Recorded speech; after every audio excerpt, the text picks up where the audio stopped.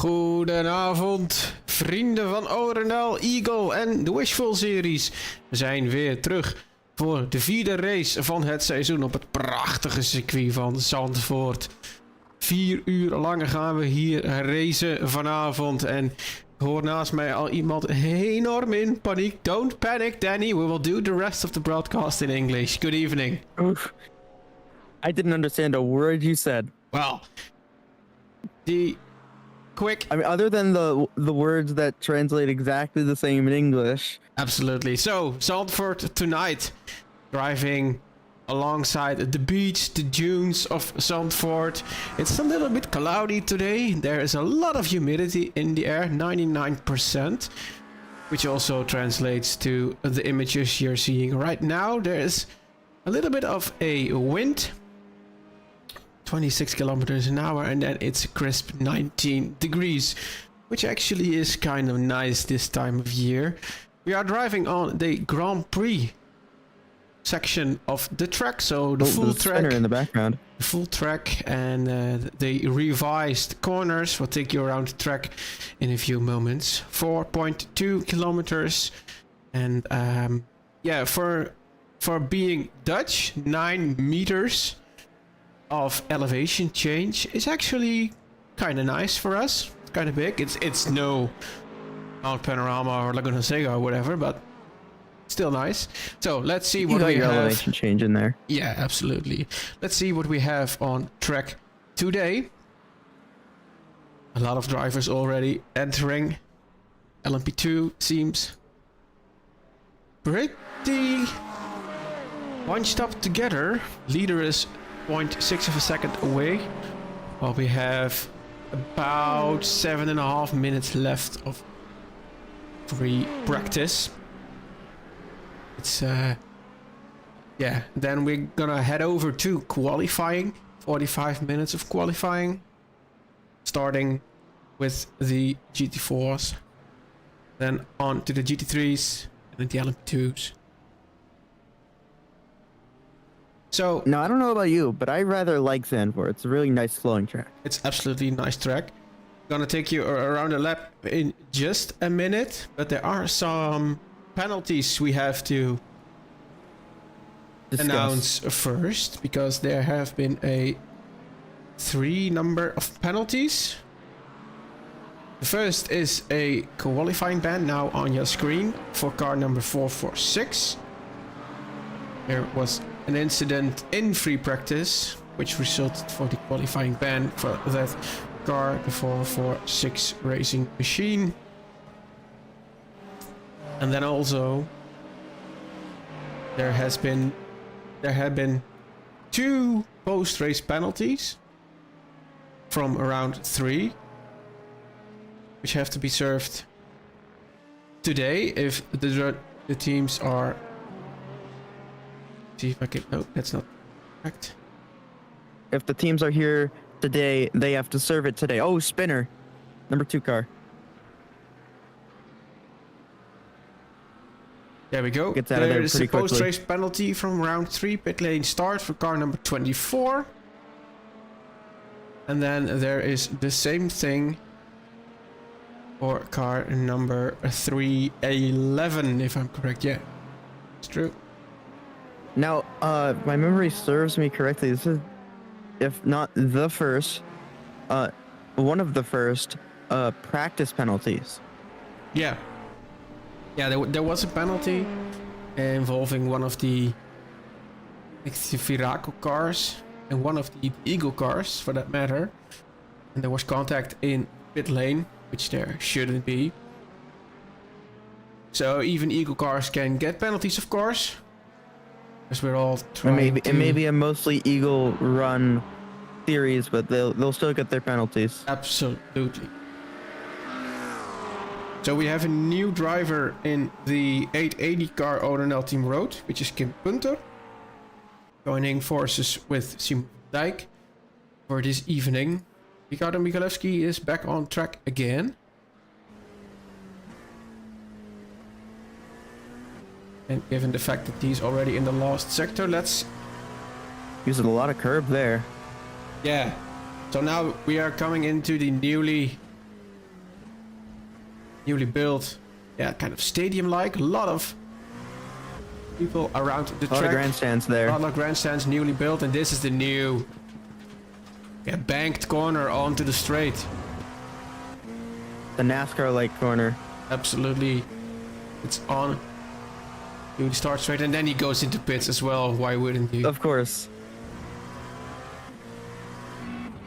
Okay, and GT3 car. Dieter de Vlaming is gonna drive us around Zandvoort for a lap. The Vortex Blue GT3 McLaren. When I do iRacing, normally, I have to run this GT3 car as my main. So we came through Tarzan Bocht, it is called in Dutch. This is also a little banked corner. You want to run all the way up as high as you can and get on that curb on the exit. Gives you the most momentum on the exit. And then we head towards Schijfvlak, downhill. Oh, it gets caught up by the Merc GT4. Yeah, and this is a very tricky corner because it's a little bit banked, but it's very, very easy to run wide there. And then there's a whole lot of gravel trap. You want to use as much curb as you can there, but you don't want to hit that sausage curb. Absolutely do not want that. I've done that before. I didn't live. So there are some overtaking possibilities, some corners to which you can do a little bit of a dive bomb. Have a little bit of a look inside, and we head into like the right here. stadium section once again. Yeah, multiple You can take as much possibilities curb as you there. want there. You can, if you can, try and outbrake your competitor and take the inside line. But if you take the outside if you line, both outbrake and yourself, then yeah, well, and the guy in third gets the place.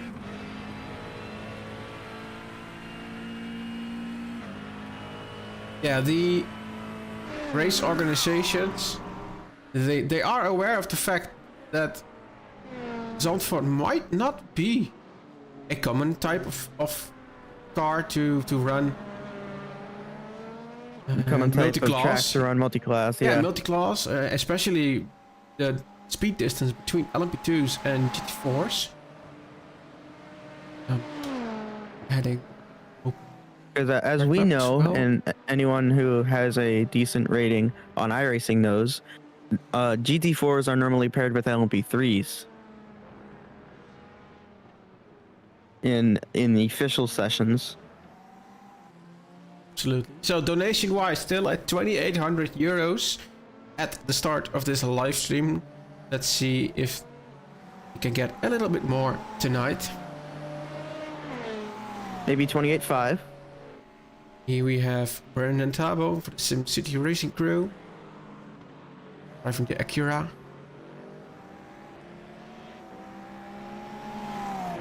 There is a Ford tonight as well. He's driven by Chris Verstijnen of Viraco Esports Team Black. No, he did something different from the McLaren. He didn't get on the green bit.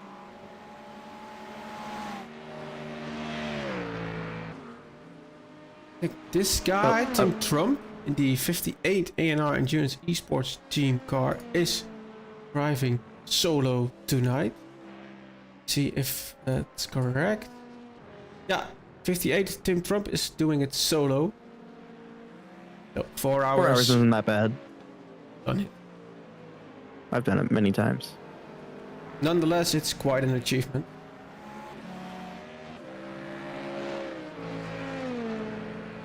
Melvin van de Kerkhoven, our number 5, PDK Racing Team. And practice is over.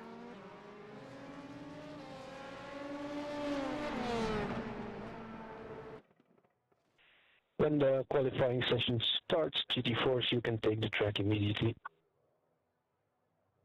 So that was Stefan, our race director, saying that GT4s can start the qualifying session off.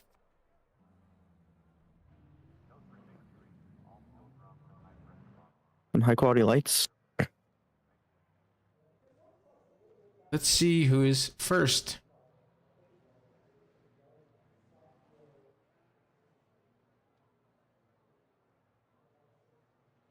Hunter. Here we go. That's the SJS Aston Martin that I saw.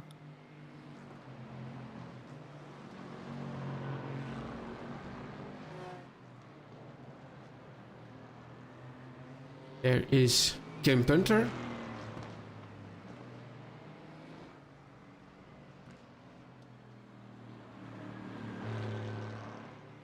Bearings.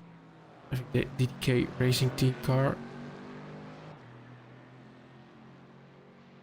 Justin Noel, also a Mercedes.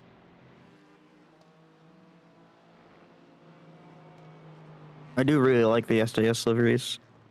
You as well, yeah.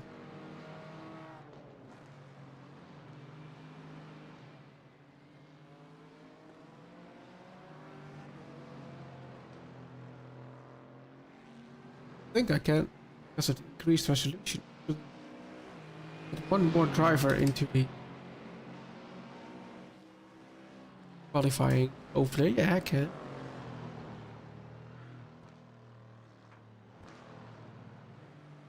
Ian Fleming in the Aston. We also A have new driver. Yeah.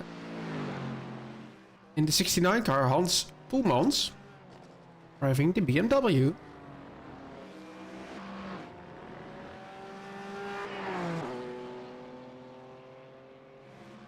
Also, our live timing page has been renewed, which can now be found at live.nl/wishful. There you find the live timing, but also the driver tracker, as well as incidents during the race. And also a donation button, because of course. Of course there is. Let me just check real quick. Everything works. The race events seem to be empty, but the live timing is there and the track map is there as well. Driver tracker, which will start tracking drivers as soon as they have set lap times in qualifying. Indeed.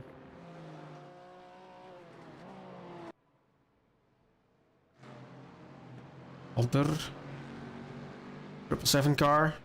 Ian Fleming is setting purple sectors. It's gonna be the first one to set a nice and quick lap time. Meanwhile, Lande van der Brande is setting purple sectors. And also a little nice fact, we are running qualification, but F1 is running qualifications as well. I will not mention any outcome of that. I will not spoil anything for anyone. Thank you, Jordi. Let's see what Ian Fleming is gonna take out of this first lap. It's gonna be a 1:39.96. Speed of Academy 8/10 behind. The 1:39 is already quicker than we've seen in practice all week long, so that's nice. The Flanders Racing Team, bravo. How about Kim Punter? He goes to the quickest. Now I do believe that in our GT4 class we have a real race car driver. Which is? Ian. So now you know why he's first. He's not first. Was first. It's my mate, Kim Punter. Quickest. For now. Said. Oh, and there goes Ian Fleming. Pushing too hard. Pushing too hard, yeah, indeed. And off to the pits he goes. The Brande could have just... I think he let that lap time go. Let's head on board with him.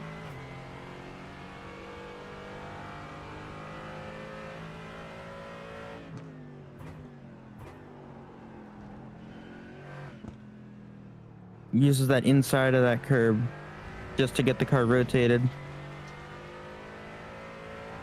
I think we need to have a look at Brecht Goedhals, who is improving on himself. Driving the Flanders Racing Team Bravo. Currently in 4th position. And purple middle sector as well.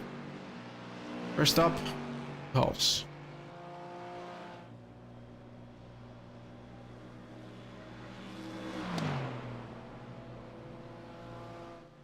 improves on himself, but no improvement on position. The Bunter improved the pole time. Now 3/10 in front of SDS Racing 23. I wonder if the SDS Racing 23 car is going to go back out. 23 car is on track. Yeah, he is. Maybe I can switch the track map to the car numbers.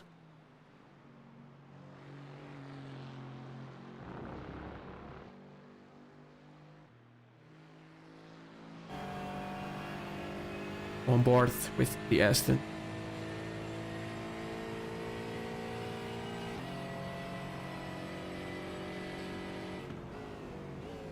Hard braking into turn 1.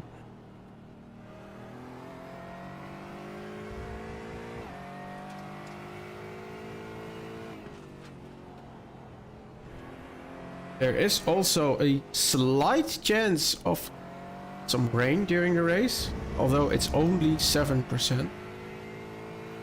But I mean, look at the clouds.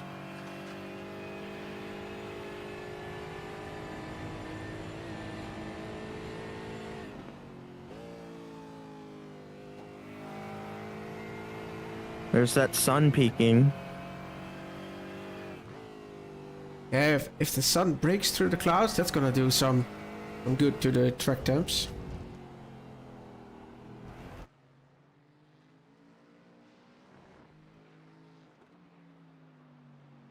Rings. And it's gone straight on. 140 point. Ones. Ian sets a new personal best. This might be a good move from Hans. Settling behind the current leading car, trying to get a little bit of a tow, maybe. Yeah. First sector is a green one for Hans.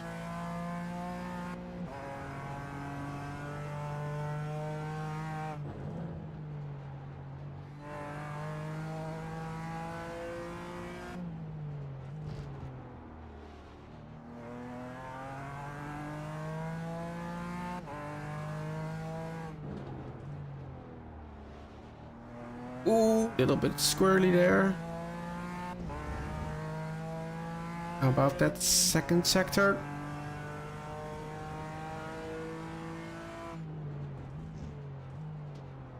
That's not I missed the apex a little.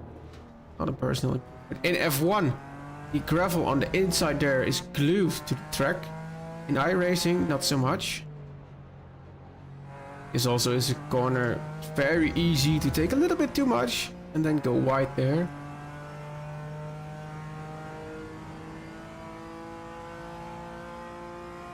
Hans Poelman's currently in 6th position, stays in 6th position. It is very hard to improve your lap time when you've already set a great time. And because everybody here has a lot of skill, it's going to be hard to move up. And Noel with a green middle sector and a green third sector. 7th position, stays 7th position. Enter on another lap.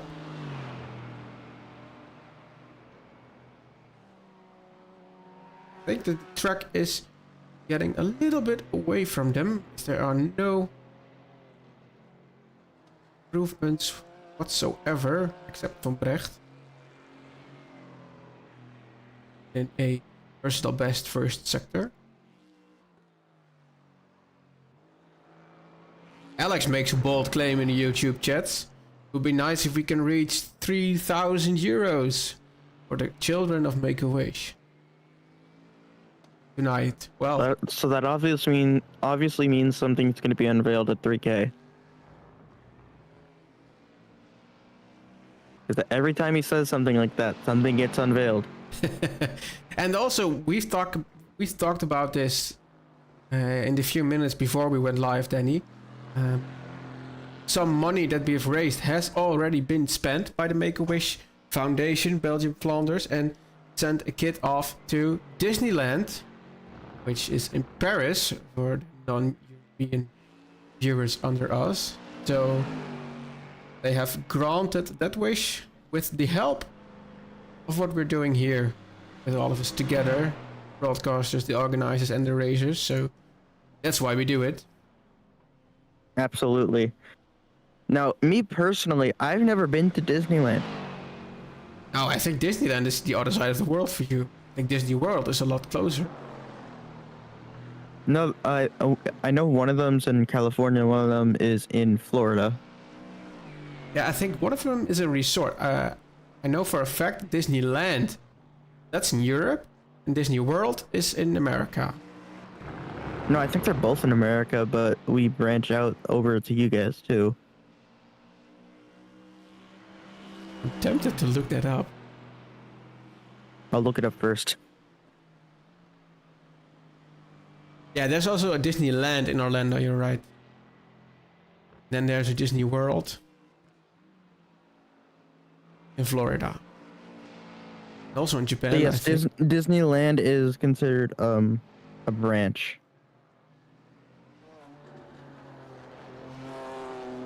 Yeah, we can afford to talk a little bit about Disneyland because there's not much changing in qualification. Yeah. It's all orange sectors. Just as I say, it's in the well. Is that a new personal second sector? Now, Justin, he is in fifth place, actually. So he improved. Is he A gonna bit. improve again? It looks pretty close between this field. Across the line he goes. It is an improvement in time, but not in position, as we've seen a few times already. Few minutes left of qualifying for GT4. GT4 is 2 minutes remaining. GT3s, you can start lining up at the green cones end of pit lane. Well, that's At what the I same time. wanted to say. Perfect timing. Absolutely.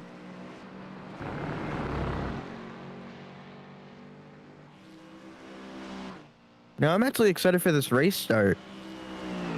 Me I know too. it's still qualifying, but I'm excited for this race start because it's a very tight turn one. This race start today, that's my D-Day. If that goes all right, then the stream is fine. How much dust do you think is going to be kicked up today? Is on an improvement. Yeah, I've been busy today. Yeah. You mentioned before the broadcast, you had a mini heart attack today. Yeah. So the first heart attack was this afternoon when I ran some tests, some final tests, and it all went to shit. The issues came back. They seem to be resolved now, but then joining the session, the real race session for tonight, there was a little bit of a change within iRacing, and I thought I've joined the wrong account or the wrong way as a driver, but it was just on another screen. So, crisis Now it is averted. getting a little brighter out here now. Rechtbierings in third position across the line. Stays in. No, goes to second position. On the dot. Oh, Fleming is not improving himself. Maybe with a stellar. No, he's gonna get. No. no, he's not. He's going for that straight line. Straight line speed. Not an improvement. Stuck in third position. Ronde van de Brande with. GT4s In when second for qualifying so is over, you long. can finish your laps. It falls to GT3s, third. You can go out on track. Be careful for the GT4s finishing the lap. Whoa, loose. And with that, GT4 qualifying time is up. But you can finish your lap. Here come the GT3 runners.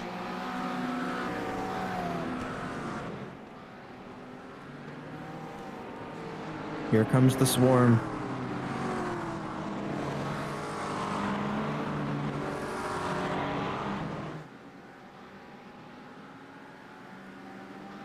Yeah, together with LMP2, these are the two most popular classes this year. Which LMP2 being popular actually surprises me. It's the greatest car to drive in iRacing, so yeah. I absolutely agree with that. But the reason it surprises me is simply because when I ever go into special events, if I'm not the LMP2 car, there's no LMP2 cars. GT3 class, watch out, there are still GT4s on track for the last qualifying lap.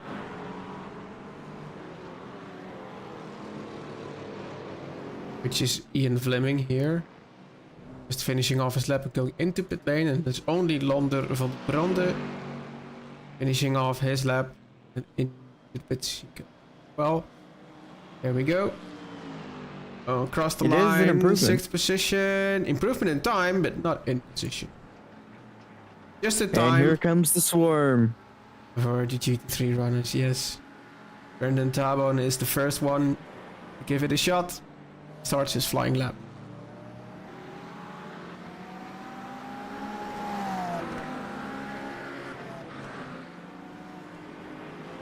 That's a cool livery there. Yeah, it's the neon yellow.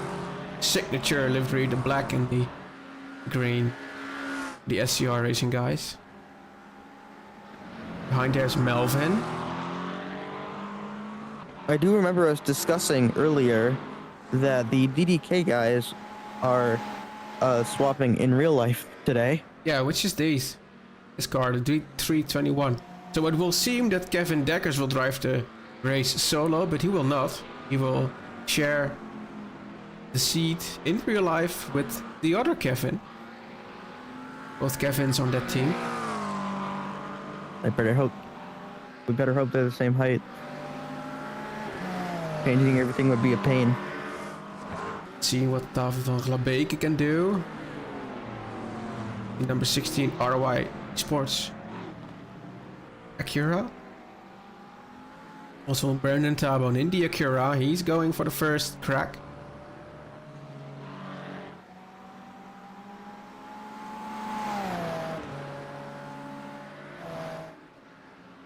A very different line from the GT4s. Instead of staying to the pit wall, they stay to the white line. There they all head across the line. Let's see what Melvin can do.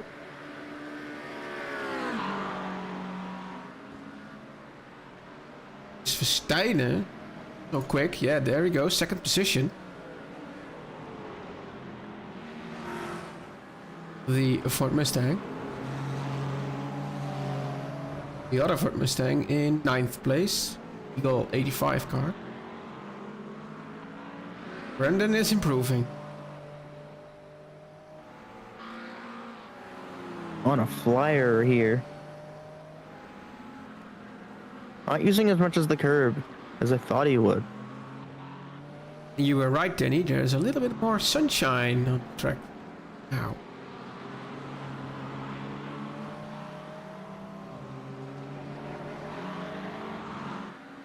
Quick refresh. Still at 2,800 euros for the children of Make-A-Wish. Some dust on the apex there.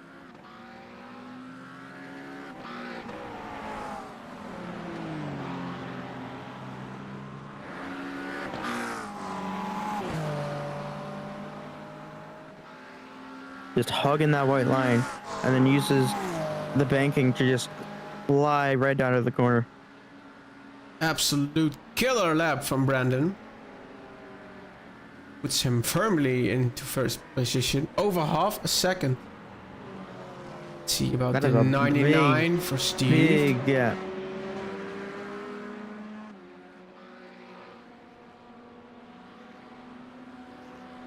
I don't think so. Look around that car.